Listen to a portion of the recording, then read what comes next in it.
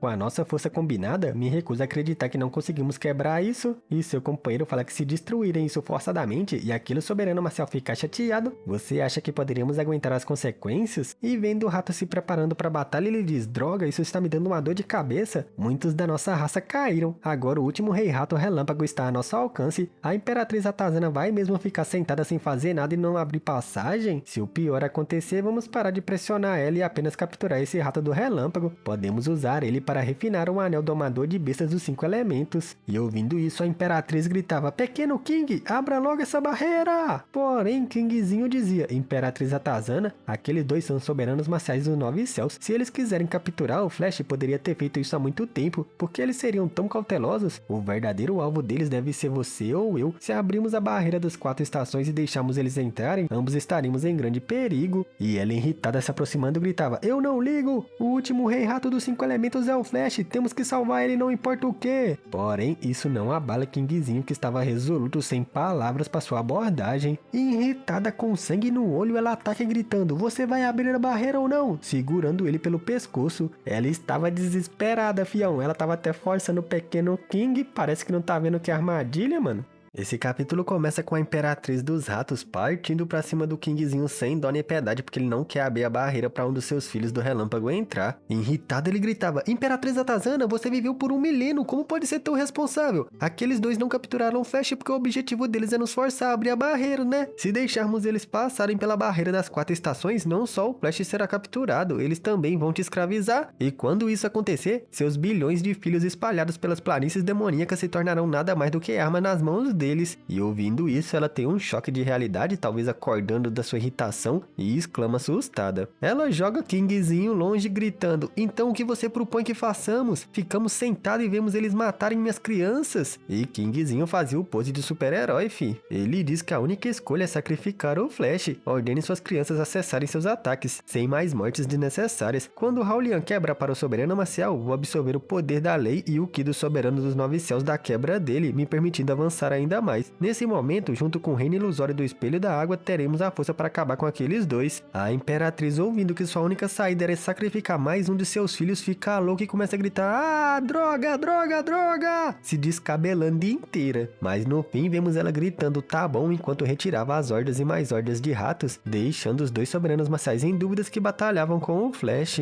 Aquele que segurava o artefato que refinou a partir dos outros ratos questiona o que estava acontecendo. Eles realmente desistiram da batalha? batalha? E seu companheiro fala que é bem provável, afinal, a Imperatriz Atazana não é tola. Olhe para o Rei Rato do Relâmpago, parece que ele desistiu de resistir. E o cara diz que se esse era o caso, eles vão refinar o último. Segurando o pobre Pikachu pela orelha, ele fala que isso vai poupar o trabalho de ter que agir de um por um. Porém, vimos que o Pikachu tava de boinha, só reunindo energia para seu último contra-ataque, atacando ele rapidamente, que se assusta muito. Mas no fim, o pobre do Pikachu não teve chance alguma. Com o movimento dele, ele conseguiu capturar o pobre do Marsupial, velho. O Bostão ainda tem coragem de falar como esperado, bestas sempre serão bestas, sendo que é ele que tava indo capturar os pobres do bichinho, velho. Se sentindo fodão, ele fala que até que enfim conseguiram capturar todos os reis ratos dos 5 elementos. Shishuyan, vou começar a refinar o anel domador de bestas dos 5 elementos, proteja minhas costas. E exatamente no momento que ele senta e começa a liberar os 5 elementos do anel, vemos Shishuyan atacando alguém gritando: "Quem está aí?" Vemos que era aquele carinha que se esconde no vazio, que desvia do seu ataque gritando: "Yes, yes! Uou! Que soberano dos 9 céus!" Shishuyan gritava: "Um soberano marcial? Ei, quem está aí? Diga seu nome agora!" Protegendo seu companheiro. O carinha dizia: "Ei, eu estou aqui apenas para assistir, sem necessidade de hostilidade, beleza? Paz traz fortuna. Eu sou Yu Yangzhou. Poderia perguntar o estimado nome dos dois e a quem servem?" Shishuyan questiona: "Yu Yangzhou da Torre dos Mil Tesouros? O que você está fazendo aqui? Você está atrás da Arca de Noé também?" O tal do Yangzhou brincando sorria: "Ei, não brinque comigo, cavaleiro. A Arca de Noé aqui? Isso é muito impossível. Quem sabe que canalha espalhou esse rumor falso?" Deixando Shishuyan sem palavras. E o Yangzhou com raiva diz: ei, que grande configuração. Em toda a minha vida eu nunca vi o refino de uma arma Chuan de 8º rank. Eu vim apenas dar um passeio, mas eu não esperava ver 2 mestres estarem no meio de refinar uma arma Chuan de 9º rank. Hoje estou realmente deslumbrado. Com tal feito magnífico e trajes tão distintos, vocês devem ser do Vale das Estrelas Miriades. E irritado, o cara grita: "Eu sou Shishuyan do Vale da Estrela Miriades, e esse é meu companheiro Feng He. Estamos apenas cuidando de um pequeno assunto aqui, então esperamos que você nos dê um pouco de respeito." E vemos que Feng He estava se tremendo todo sem palavras, talvez por esforço. E o Yangzhou, todo bobinho, diz que já escutou o nome deles há muito tempo, famosos como um trovão através da terra, especialmente o irmão Feng He aqui, conhecido como o melhor domador de bestas abaixo do soberano marcial. Vendo vocês hoje, não é exagero dizer que até refinar uma arma Chuan de 9º rank é mamão com açúcar. Como espera que nós, pobres tolos, possamos sobreviver? Shishuyan, irritado, gritava: "Irmão Yu, seu comediante, essa reputação é definitivamente um exagero de sua parte. Além disso, a Torre dos Mil Tesouros é a guilda comercial número 1 do mundo. Se você chamar a si mesmo de pobres, o resto de nós está realmente condenado. Irmão Yu, hoje não é muito conveniente. Que tal outra hora? Venha para o Vale das Estrelas Miriades e bebemos e conversamos com calma. Por agora, se tiver algo para fazer, por favor, compareça a ele." E todo bobinho ele dizia: "Ah, não, eu estou aqui só para vagar. Podem continuar com seu trabalho, não se importem comigo." E Shishuyan dizia que isso não era bom. Feng He está refinando o anel domador de bestas e não pode suportar o menor distúrbio. É realmente inconveniente ficarmos conversando aqui. E o Yangzhou diz que não tem problemas, por que não vamos conversar em outro lugar? E Shishuyan pede que ele pare com as piadas, por favor. Pelo bem da nossa irmandade, vá embora imediatamente. Ele responde que adoraria, porém é impossível navegar por esse lugar esquisito. Não importa para onde eu vá, continuo ficando perdido aqui.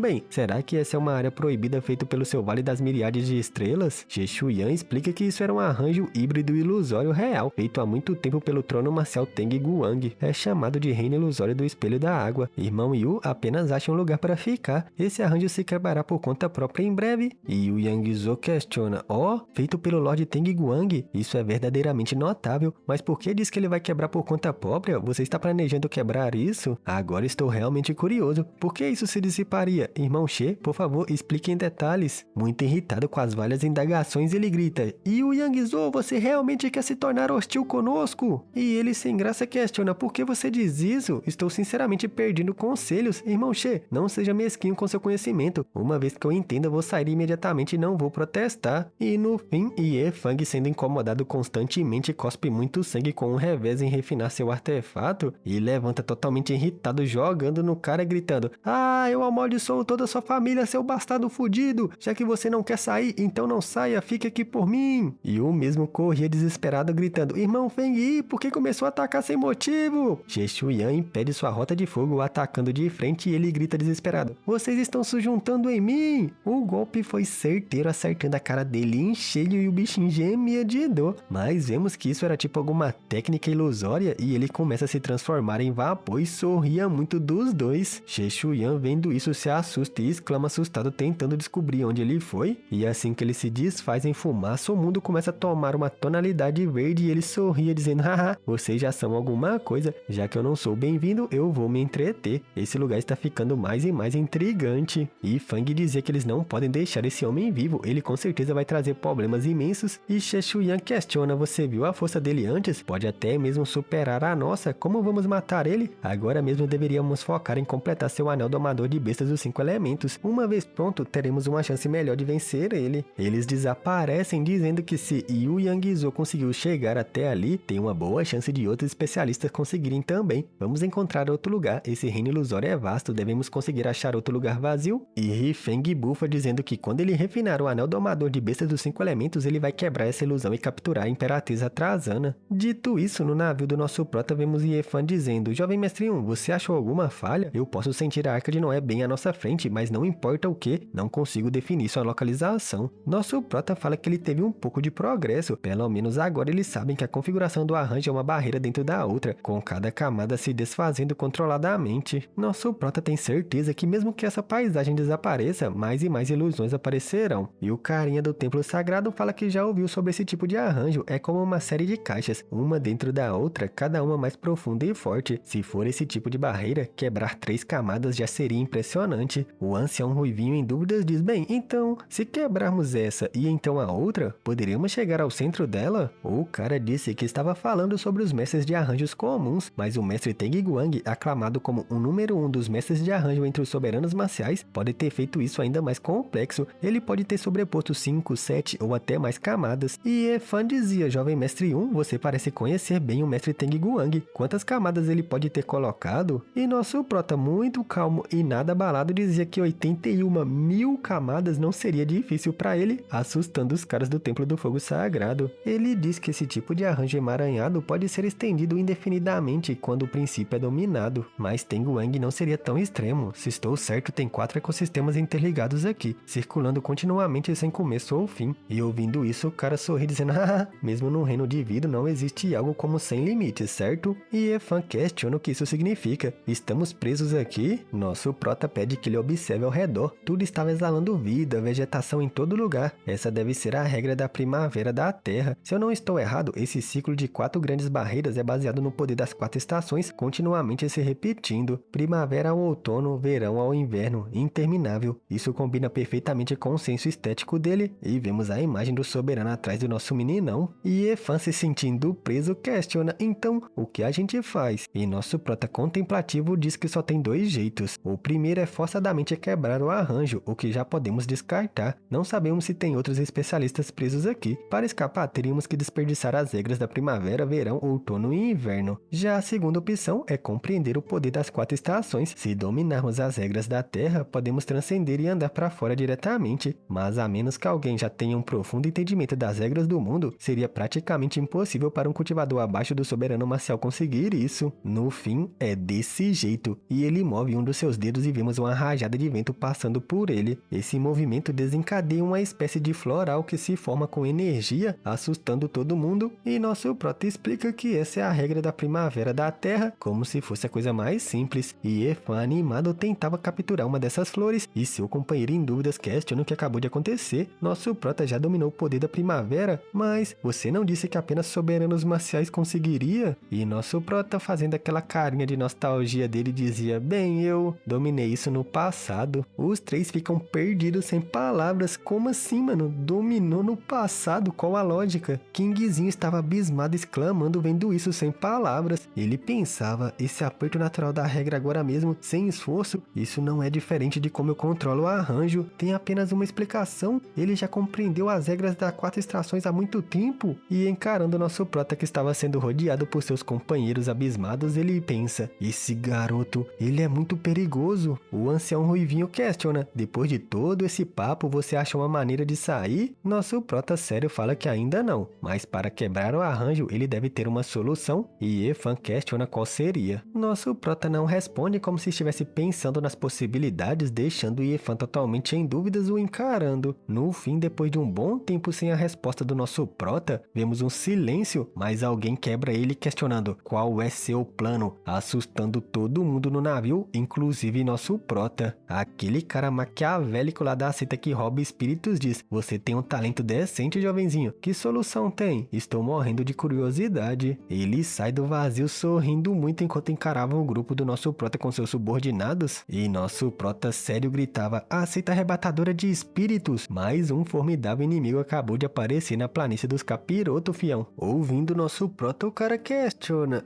você reconhece nossa seita arrebatadora de espíritos? Diga-me como quebrar esse arranjo e talvez eu poupe sua vida. Nosso prota pensava que as técnicas da seita arrebatadora de espíritos são sinistras ao extremo. Sua técnica de fusão da alma foi aprendida deles. No momento que aqueles três apareceram, eles suprimiram a aura de todos, a força deles é óbvia. Mas sério, nosso prota questiona: poupar minha vida? Você tá de brincadeira comigo? A sua seita arrebatadora de espíritos não é famosa por colher almas? Me diga uma vez que você já mostrou misericórdia? E faz um sinal pro povo no barco. O cara ouvindo isso fica até surpreso com a expertise do nosso prota. Ele dizia: parece que você sabe bastante sobre nossa seita arrebatadora de espíritos. Se você sabe o que é bom pra tosse, submeta-se a mim. Eu posso ser misericordioso só dessa vez. Nosso prota apontando questiona: ei, você tá agindo muito arrogantemente aqui. O Huang Fu sabe disso, deixando ele e seus dois companheiros em dúvidas. Ele diz: o líder da nossa seita, e vemos o seu artefato se abrindo. Porém, em vez de sair aquele espírito que suga as almas douradas, saiu na verdade um espantalho de feno. Era a técnica do olho talismã proibido, assustando muito o cara ao ser agarrado, que gritava: ataque mental? Ele parte o ataque do nosso prota facilmente, se libertando, e gritava: um ataque mental comum não é nada a se temer. Mas essa fração de segundo foi o bastante para os dois anciões atacar seus subordinados, e ele se vira gritando: esses dois tolos inúteis! Ele começa a preparar seu ataque pensando: eles ainda não podem morrer, mas fica em dúvidas percebendo uma energia verde parando seus movimentos. Ele é totalmente preso por essas raízes de energias que surgiram do nada e olha intrigado para baixo. Era nosso prota que estava usando o poder enraizador da primavera. O cara se esforçava para se libertar pensando que a vitalidade da primavera ali estava confrontando com sua aura da morte. Porém, começando um super ataque que meio que dissipava essa energia verde, gritava: seu inseto insignificante, ousou tentar me picar? Ele expande sua técnica espalhando esse Ki da morte por todo o local, expulsando o Ki da primavera, e o ancião ruivinho gritava: recuar! Totalmente apreensivo. Vendo isso, o cara direciona seu ataque para o navio gritando: ninguém vai escapar de mim! Mas no navio, nosso prota já estava preparando uma espécie de matriz, talvez de defesa ou de teletransporte, igual aquela que ele usou no Monte Meru aquela vez, e foi exatamente igual. O navio, como da outra vez, disparou a toda velocidade do ponto que estava antes, deixando o ataque do figurante para trás. O subordinado chega questionando: irmão senhor, o que aconteceu? Eles escaparam? E o cara grita irritado: não é óbvio, é por causa de vocês, seus imbecis. Se eu não tivesse que salvar vocês, eles nunca teriam escapado de mim. Porém, ele conseguiu deixar uma marca no navio de batalha. Agora pode convenientemente seguir eles e quebrar através desse arranjo. Quando chegar a hora, vamos capturá-los, extrair suas almas e pegar seus tesouros. Dito isso, vemos que dirigir a toda velocidade fez com que o navio de batalha sofresse um acidente no deserto. E Efan questiona que lugar era esse, e nosso prota explica que era a barreira do verão. Como esperado, as 4 estações estavam conectadas. Se não quebrarmos isso, ficaremos presos nesse ciclo interminável, nunca escapando dessa ilusão. Que dor de cabeça! E o ancião ruivo grita: então, o que faremos? Você não disse que tinha uma maneira de quebrar esse arranjo? Nosso prota nem liga pra ele e questiona: e Efan, como se sente agora? E o mesmo diz que era incerto, é um pouco difícil de dizer, e o ruivinho tentava chamar a atenção do nosso prota. Ouvindo isso, vemos nosso prota preparando uma técnica dizendo que então eles nem precisam ter pressa. Todo esse lugar é formado pelo poder das regras. Se calmamente cultivarmos aqui, os benefícios para nossa cultivação serão imensos. E o ancião ruivinho gritava questionando em choque: cultivar? Você consegue pensar em cultivar numa situação dessa? Nosso prota explica que oportunidades como essa são raras. Você provavelmente nunca encontrará outra ilusão como essa em toda a sua vida. O outro cara dizia: jovem mestre 1, cultivar pode esperar, não podemos ficar sentados sem fazer nada, certo? Deveríamos pelo menos ter um objetivo claro, certo? Como esperar o sinal do jovem mestre ficar mais forte? E nosso prota, já sentando para meditar, fala que que Efan não é o único sentindo isso. Tangie também deve estar dentro dessa barreira das 4 estações. Com a ajuda daqueles monstros, eles podem localizar a Arca de Noé. Quando eles fizerem isso, só precisamos roubá-los. Até lá, todos deveriam se recuperar e se preparar. E vemos todos eles pensando intrigados, roubados grandes monstros. Bem, pelo menos vamos brindar com esse copo de desespero. Dito isso, alguns momentos depois, todos eles estavam cultivando nesse deserto escaldante seguindo as dicas do nosso prota. Dito isso, vemos alguém chegando deixando um rastro de relâmpago e ninguém percebe isso. Encarando nosso prota meditando, o cara que chegou pensava que o método de cultivo do nosso prota é absorver o poder da regra do verão. Ele estava apenas no nível de um grão-mestre marcial completamente desqualificado para tocar em tal regra suprema. Porém, como o corpo dele está infundindo com a energia da regra, mais cedo ele consumiu uma erva da intenção da espada do Nirvana Celestial e agora o intenso poder da regra da barreira do verão está purificando ele. Nosso prota faz um avanço para o grão-mestre marcial de 4 estrelas e a pessoa pensava sim, um avanço era inevitável no final de tudo. Após isso, nosso prota calmamente diz: ei, já que estão aqui, por que não aparecem de vez, chamando a atenção do povo do templo sagrado? Eu acho que era Kingzinho que estava em sua frente e questionava: como você pode manipular livremente o poder da primavera e do verão? Nosso prota dizia: jovenzinho, é assim que você fala com a pessoa que salvou sua vida? Ele questiona: jovenzinho?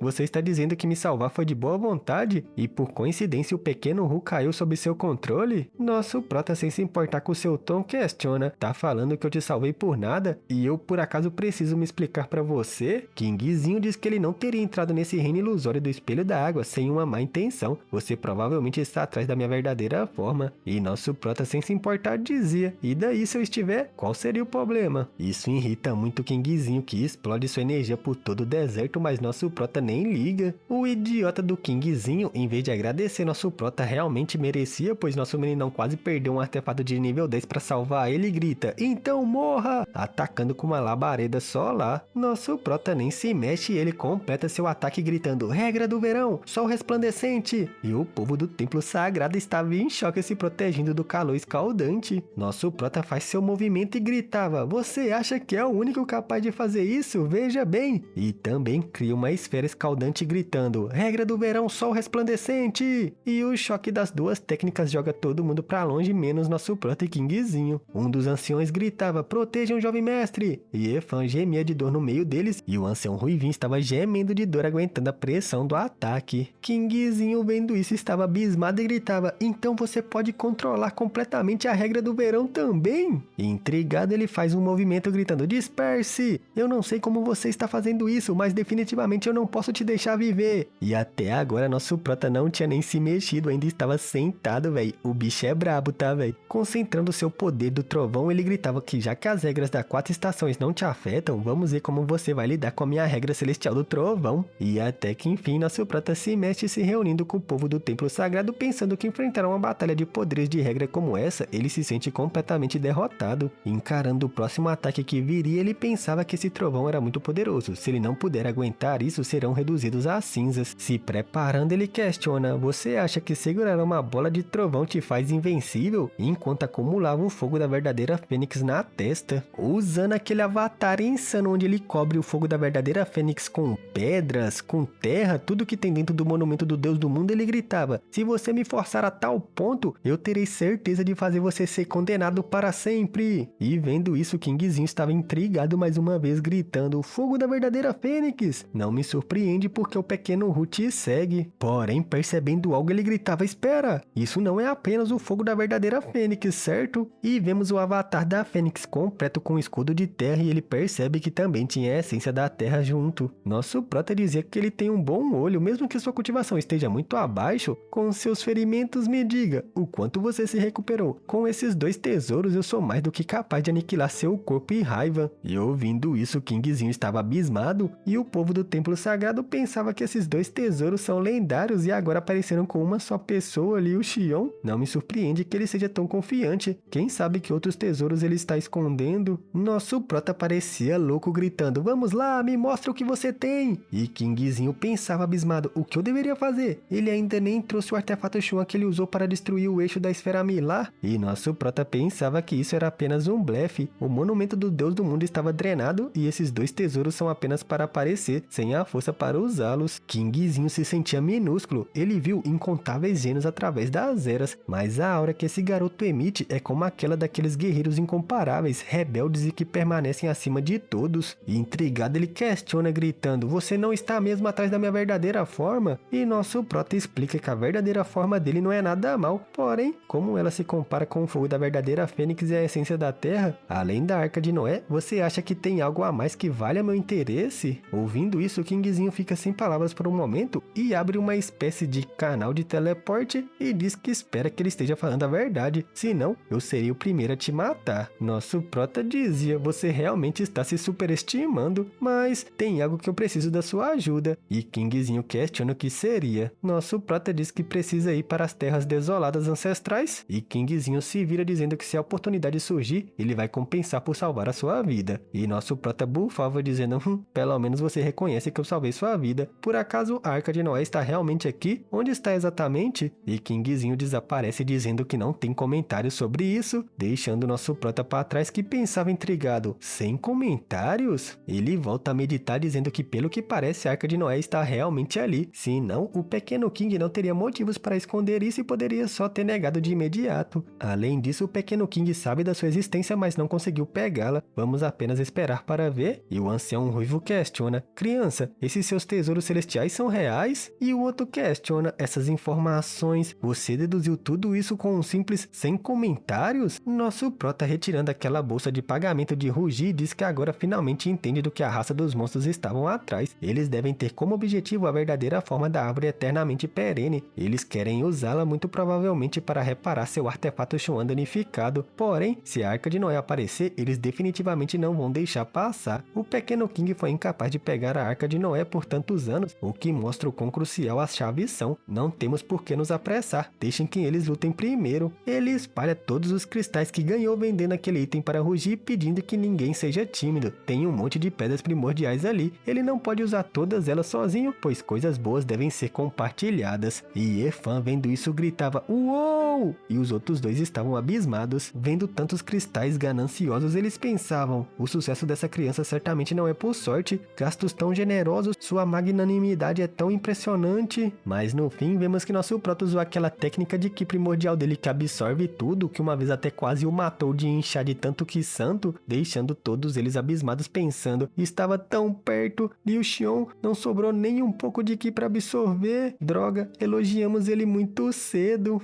Esse capítulo começa voltando um pouco no tempo para o momento em que a árvore eternamente perene e Liu Xiong estavam se confrontando. Alguém tentando resolver uma fechadura, pelo que parece dizia 3 passos para a esquerda, então 7 passos para a direita, o sol para baixo, o pôr do sol para cima, 3/4 após a hora do galo, a montanha Kun enfrenta Gen, Hu, Ji, Gen, Xin, não perca o foco, sem pânico, posição Kun, aê, finalmente eu consegui quebrar isso. O trono do soberano é realmente incomparável, eu estou exausto. Ele era o soberano marcial da Torre dos Mil Tesouros, Yu Yangzhou. Uma matriz era ativa em sua frente como se tivesse ligado com toda a floresta e ele gritava: trono do soberano, vou quebrar seu arranjo. Ele se concentra ativando uma matriz que talvez seja aquelas matrizes de quebrar arranjos, se aproximando dizia que agora só falta ajustar o núcleo do arranjo. Porém, nesse momento ele percebe alguma coisa em sua mão. Quando ele aproxima sua mão, ele percebe um buraco nela saindo sangue. Ele fica abismado, pois o que fez isso foi uma gota d'água e seu chapéu também estava furado, talvez seu outro braço. Ele se concentra e nota que essas gotas saíam do chão e estava totalmente paralisado. Sua perna agora estava machucada, seu braço, sua mão, seus dedos, estava tudo furado. Ele exclama totalmente em choque, percebendo que estava cercado por essas gotas que tinham a capacidade de perfurar seu corpo de um soberano dos 9 céus. Num movimento rápido e desesperado, ele deixa seu chapéu para trás gritando: é a regra celestial da chuva! Fazendo várias cambalhotas. Ele consegue deixar a área dessa chuva invertida gritando: o quê? Isso é um falso núcleo de arranjo de armadilha? Mas vemos que ele ainda não estava seguro. A chuva começa a persegui-lo e ele grita desesperado: tá chegando perto! Dando mais uma cambalhota para escapar, ele gritava: trono marcial, eu amaldiçoo seus ancestrais por 18 gerações! Ele invoca vários artefatos místicos Gaius gritando: eu recuso, eu vim aqui para fazer o papel pequeno e agora tô quase morrendo. Ele usa todos esses artefatos Shuans como escudo e consegue impedir que a chuva chegue até ele gritando: exploda! E com esse pequeno tempo de defesa que ele ganhou, ele gritava: que soberano dos nove céus, ativar! Abra caminho para mim! E vemos várias explosões com um choque dos seus artefatos. Mesmo depois de tudo isso, a chuva ainda o perseguia e desesperado ele gritava: eu não quero morrer! Todo mal desenhado e estranho pra caramba, filho. No fim, desesperado, ele usa seu chapéu gritando: essa é minha cartada final! E o lança para um ataque. Vemos que o seu ataque foi o bastante para romper essa prisão que era feita talvez por um arranjo de ilusão, e ele consegue fugir desse local. E no fim percebemos que era apenas uma chuva normal, só ele era afetado, os animais estavam perfeitamente em harmonia com o ambiente. Enquanto isso, Kingzinho assistia tudo dizendo: os últimos dias na planície demoníacas realmente abriram meus olhos. Depois de experienciar o imenso poder de Liu Xiong, agora outro aparece desencadeando um falso núcleo do arranjo, invocando regras da chuva celestial, e ainda assim ele conseguiu escapar. Verificando todos aqueles frutos que refletiam tudo o que acontecia na planície dos capirotos, ele questiona para onde ele fugiu. Mesmo que ele abrisse um portal de teleporte, ele não conseguiria escapar da barreira das 4 estações. Ele deve estar se escondendo em uma das estações. Aquele clarão de luz do dia que apareceu deve ser do inverno, certo? Mas uma das imagens que ele via chama sua atenção. Era o Lord Shang e seus companheiros monstros. Em um outro reino ilusório, vemos o grupo dos monstros. O papagaiozinho questionava ali: o que está acontecendo com todo esse espaço? E vemos que as regras desse lugar pareciam estar tudo invertido, não tinha gravidade não. O Lord Yu tava de cabeça para baixo, filhão. Sem resposta dele, ele grita: ei, Li, eu tô falando com você! E ela responde o alertando: ih, não vou ir nesse lugar! O assustando muito. Ela o explica que esse arranjo das 4 estações circula sem fim e sem saída. Aquele que colocou isso deve ser incrivelmente poderoso. Se dermos um passo errado, só ficaremos mais longe do núcleo do arranjo e no fim ficaremos presos aqui para sempre. E esse ainda é o cenário mais otimista. Se forçarmos nossa saída e desencadeamos o arranjo do falso núcleo feito pelo criador, com a nossa força certamente vamos morrer. Ela se vira avisando para todos que por agora eles devem recuar e depois fiquem todos parados. E invocando seus tambores, que lembrando era arma Xuan de nível 9, ela diz que vai tentar quebrar esse arranjo. Tang Ji, ouvindo isso, diz: Lord Shang, vamos realmente deixar isso com ela? Se ela acidentalmente desencadear um arranjo falso do núcleo? E o mesmo responde que não tem com que se preocupar, ela é do clã Jilu. E seu companheiro diz que entre todos os clãs do monstros, não, entre todo o mundo, quando se trata de artes secretas e técnicas estranhas, quem pode superar o clã Jiuli? Mas a fofinha monstrinha ali diz que para maestria em arranjos eles não podem dizer que chegaram ao pico de sua era, mas certamente estamos no topo. Porém, aquele que criou esse arranjo está muito à frente de mim, é por isso que eu não consigo achar nenhuma falha em sua formação. E Lord Shang questionava: Li,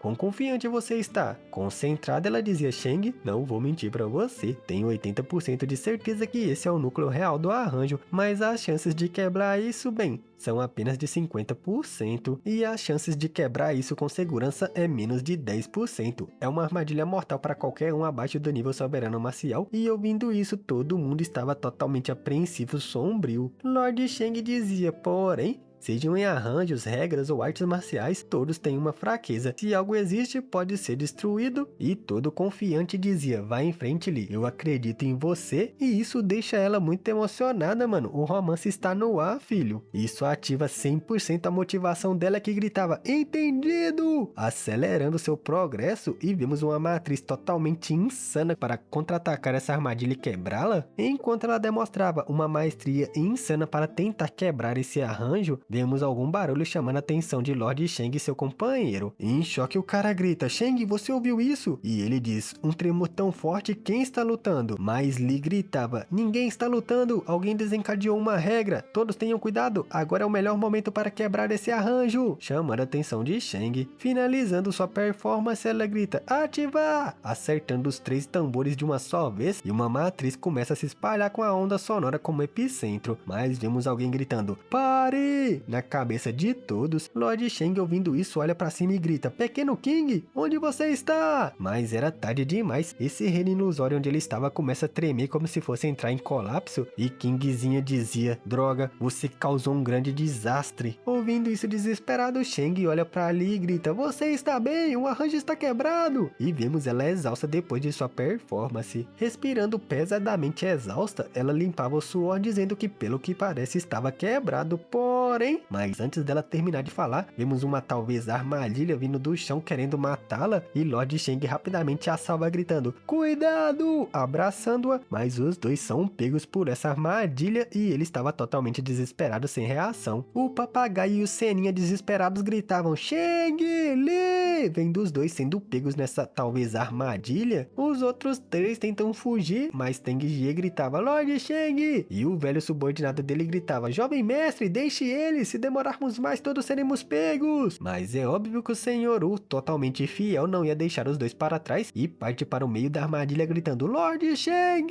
E vemos uma comoção enorme como se fosse todas as regras da natureza. O que será essa força arrebatadora disparando subitamente? E de outro lugar vemos Xu Xian gritando: o que é essa mudança? O pico da montanha é a verdadeira forma escondida pela barreira. E Feng grita respondendo que não, esse pico da montanha não é a verdadeira forma. Esse arranjo foi feito pelo trono soberano marcial. Antes dele criar isso, essas coisas não existiam na planície do Capiroto. Além disso, o pico dessa montanha me parece familiar, parece um certo tesouro lendário. Xie Shuyan questiona: um tesouro? O que exatamente você está se referindo? Mas Yifeng não responde, e então ele lembra com que tesouro parecia: a montanha imortal, e grita: essa é a arma Xuan no pico do nono rank do trono soberano marcial. Intrigado, ele gritava que essa era a montanha imortal das 4 estações. Por que a montanha imortal estaria aqui? Será que ele sacrificou esse tesouro só para fazer esse arranjo? E Yu Yangzhou também estava desesperado. Ele gritava: a montanha imortal é realmente a montanha imortal das 4 estações? O trono soberano marcial Teng Guang realmente colocou seu tesouro aqui? E ele não era o único. E em outro lugar, outro carinha questionava: então, o que está acontecendo com o pico dessa montanha? E o cara da seita que rouba almas gritava: vamos dar uma olhada nisso! Tang Jie não era diferente e abismado questionava gritando: Dan Yangze, você tem certeza que essa é a montanha imortal do trono soberano marcial? E o velhote gritava: a aparência bate exatamente com a descrição dada pelo mestre da seita. Além disso, é dito que o entendimento do trono soberano sobre o arranjo do céu e da terra veio dessa montanha imortal. E vemos que Lord Shang e Yi estavam bem. Tang Jie parecia alegre e dizia: o arranjo do céu e da terra? Se pudermos desvendar o arranjo do céu e da terra, podemos herdar diretamente o legado do trono e seus 800 capítulos de arranjos. E então, entre as gerações mais novas no continente Tianhu, quem poderia rivalizar comigo? E o grupo inteiro avança gritando: vamos lá dar uma olhada primeiro! E obviamente, faltava só um grupo. E Efan gritava: jovem mestre 1, o que está acontecendo aqui? Na barreira do outono, nosso prota, parecendo meio assustado, dizia: isso é meio ruim, podemos todos terminar enterrados aqui? E o ancião questionava: o quê? E o ruivinho também pergunta: o que exatamente está acontecendo? Por que isso é tão sério? Nosso prota explica que o pico dessa montanha é na verdade um artefato Xuan no pico do nono rank disfarçado. Uma arma no pico do nono rank já alcançou o pináculo supremo do nono rank. Isso é o pico absoluto, mais do que isso se tornaria uma arma Xuan de rank divino. Essa arma no pico do nono rank é chamada de Montanha Imortal e era a arma pessoal do trono soberano marcial e sua origem ficou perdida na história. Durante a famosa batalha na região sagrada, Tang Guang atirou essa montanha, esmagando seu oponente instantaneamente. Isso realmente foi muito satisfatório de assistir. Naquela época eu estava com tanta inveja. E Tang Huan e o Ruivinho em dúvidas pensava: ele está falando como se tivesse realmente visto isso pessoalmente. O outro carinha dá uma tossidinha para chamar sua atenção dizendo: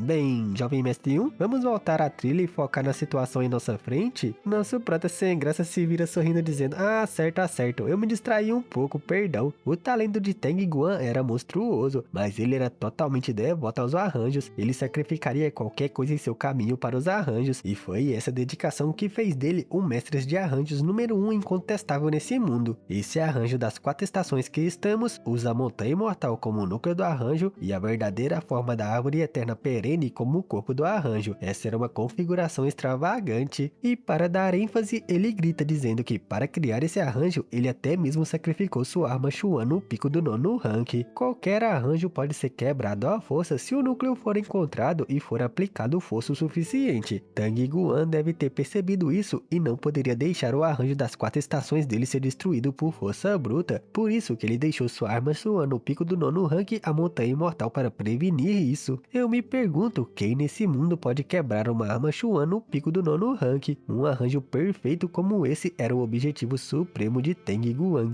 O ancião ruivinho intrigado gritava: "Isso significa que estamos presos nesse arranjo para sempre?" E nosso prota muito calmo fala que ainda havia algumas possibilidades, como obter a Montanha Imortal e quebrar o núcleo do arranjo. Porém, a Montanha Imortal era a arma pessoal de Tang Guan, então é incerto se ele apagou sua consciência quando ele estava fazendo esse arranjo. Se não, assim que você tentar pegar isso, Tang Guan ficará sabendo, e se ele cruzar reinos até aqui, estaremos todos mortos. E Efan, ouvindo isso, questiona se tem algum outro jeito, e nosso prota diz que era a árvore eternamente perene. Essa barreira foi feita pela sua verdadeira forma. Mesmo que eu possa usar o poder das 4 estações aqui, só ela tem o controle completo sobre esse arranjo. Nossa esperança para quebrar esse arranjo está nisso. E com essa explicação, o ancião ruivinho se vira gritando que no fim eles estavam condenados. Não foi ele aquele que nos prendeu em primeiro lugar? Porque ele quebraria o próprio arranjo de bom grado? Dito isso, vemos a Imperatriz dos Atos dizendo: "Pequeno King, agora que a ilusão foi quebrada, revelando o verdadeiro arranjo, por que não usar o poder da Montanha Imortal para explodir todos eles em cinzas?" E ele diz que o reino ilusório do Espelho da Água combina a ilusão e a realidade. A Montanha Imortal é o coração do arranjo, e a barreira das 4 estações de Tang Guan, criada como verdadeira forma, não são mais do que decorações. Se eu pudesse controlar a Montanha Imortal, você acha que eu teria deixado todos eles vivos até agora? E além disso, eu me lembro claramente que o trono soberano Maciel disse: "A memória é clara, se o reino ilusório do Espelho d'Água quebrar revelando a verdadeira forma das 4 estações, então o poder da Montanha Imortal gradualmente vai despertar por conta própria. Até lá, as mudanças das 4 estações esmagará cada criatura viva dentro dessa barreira." E a Imperatriz questiona: "Toda criatura viva na barreira, incluindo você e eu?" E ele fala que sim, nenhum de nós vai escapar desse desastre, mas ainda há uma pequena chance para nós. O momento do despertar do poder da Montanha Imortal é incerto, mas eu posso tentar controlar o ciclo das 4 estações para comprar tempo. A chave disso no momento é Haolian Shaohuang atravessar para que eu possa absorver o Ki soberano dos 9 céus e a força condensada da regra que ele gerar ao quebrar de reino. Se meu poder avançar ainda mais, eu poderia atravessar para aquele lugar e nos esconder lá. E a Imperatriz questiona: "Você quer dizer abaixo da sua verdadeira forma?" E ele confirma, e diz que nem mesmo o trono percebeu que abaixo da sua verdadeira forma está um espaço selado. Se o poder da Montanha Imortal for forte o suficiente para quebrar aquele espaço, tem uma chance de que poderemos remover o selo disso e obter a Arca de Noé. E a Imperatriz parte gritando: "Certo, essa é a nossa única opção no momento. Eu já guiei Haolian Shaoliang para o núcleo da sua verdadeira forma, onde o poder das regras é mais forte, e eu vou ficar de olho nele." Kingzinho sério só pede que a Haolian Shaohuang não o decepcione. "Vou reunir o poder das 4 estações para ajudar você. Se não for o suficiente para ultrapassar isso, então seu talento realmente deixa a desejar." Dito isso, voltando ao nosso prota, vemos que ele sofreu um ataque pelas costas que partiu sua cabeça e tronco, mano, que insano. E enquanto a sua cabeça foi separada, ela voava como se fosse fragmentos de folhas secas. No fim, todo seu corpo se desfez num monte dessas folhas secas que voavam no ar, e Efan assustado gritava muito, e o ancião ruivinho chamava gritando por nosso prota, e vemos que quem fez o ataque foi o cara da seita arrebatadora de espíritos. E Efan, vendo ele, gritava: "Seita arrebatadora de espíritos!" E o ancião ruivinho questionava quando eles chegaram, e vemos que nosso prota já estava bem atrás deles, dizendo que da última vez foi descuidado na barreira da primavera. Porém, aqui na barreira do outono, até mesmo a menor flutuação é notável, e todos gritam: "Jovem mestre 1! O cara questiona: "Ó, garoto, quem exatamente é você? Você até que tem habilidade." Nosso prota, se aproximando, responde que ele não precisa saber quem era. "Desista dos seus esquemas, pois estou te oferecendo a chance de cooperar." E o cara intrigado questiona: "A chance de cooperar?" Seu subordinado grita: "Você está louco!" chamando a atenção do cara, mas nosso prota só aponta seu dedo dizendo: "Sinta isso e então você entenderá o que eu estou dizendo." Ele meio que citava um poema sobre o sofrimento do outono, sem ventos ou chuvas, raios de sol ou sombra. Esse era o mantra da técnica da espada do outono. O cara, abismado sentindo esse poder, pensava: "As regras do outono, somente o soberano dos 9 céus pode condensar as regras. como ele consegue fazer isso? Nosso prota ataca gritando, técnica da espada, aniquilação estelar, assustando muito o idiota que abriu a boca para gritar com ele, que exclama assustado vendo o ataque direcionado a si. O cara salva seu subordinado empurrando e encarando o ataque do nosso prota, e levantando seu artefato ele consegue destruir a espada que nosso prota invocou facilmente, e pensava que pelo que parece essa regra condensada por ele não era tão forte assim, mas seus pensamentos são interrompidos, pois em dúvidas ele olha para trás ouvindo seu subordinado dizendo,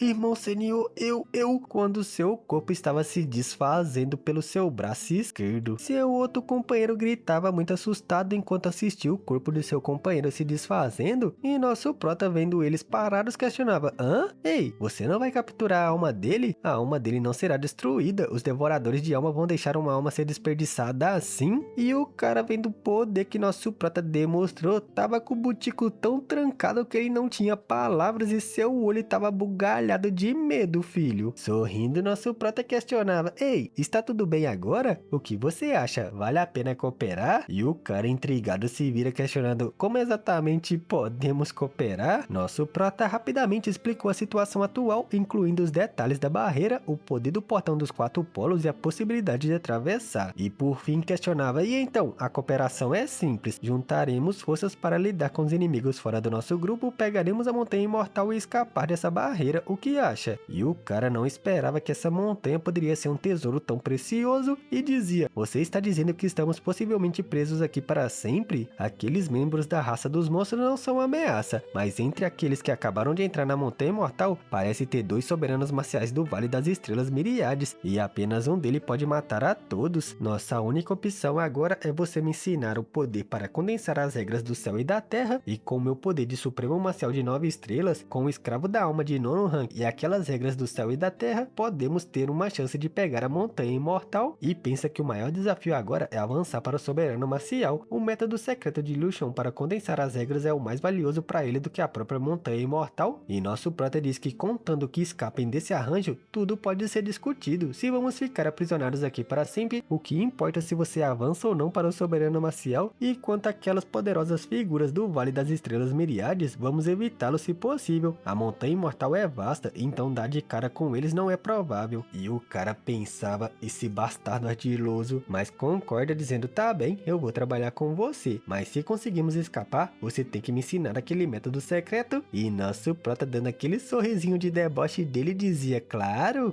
que vou, definitivamente eu vou fazer isso, viu filhão? E enquanto dizia que estava curioso para ver o que realmente é uma arma Chuan do pico do 9º rank, ele já tinha comandado seu escravo da alma para absorver seu subordinado que morreu. A bichinha engolia ele como se fosse a refeição mais gostosa do mundo, e isso assusta muito o pessoal do Templo do Fogo Sagrado, que ficam abismados com a cena. E enquanto isso, vemos que alguém no meio de toda essa comoção, morte, batalha e os caramba, estava simplesmente puxando um ronco nas trepadeiras de uma árvore. O discípulo do nosso prota se questionava, essa é a regra da primavera? A vida retorna, a terra desperta, as flores desabrocham como todo o esplendor. Eu consigo agora condensar o poder das regras em um nível muito básico, mas por que o que dos soberanos dos 9 céus ainda não apareceu? O poder dentro de mim não parece nada diferente do que era antes.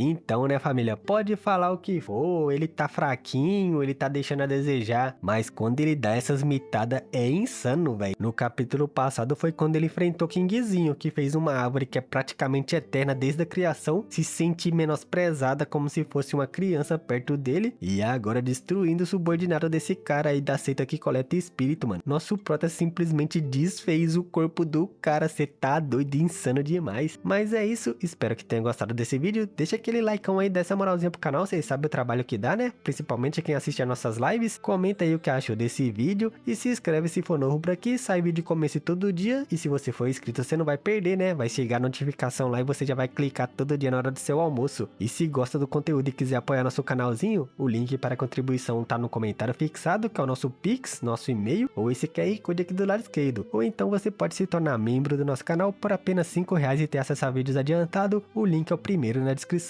Na descrição também fica o link das nossas outras redes sociais, Instagram, Discord, nossos outros canais. Se inscreve em tudo aí, vai que acontece alguma coisa com o canalzinho do Mano Catilango, você vai saber a notícia nos outros lugares, beleza? Fui!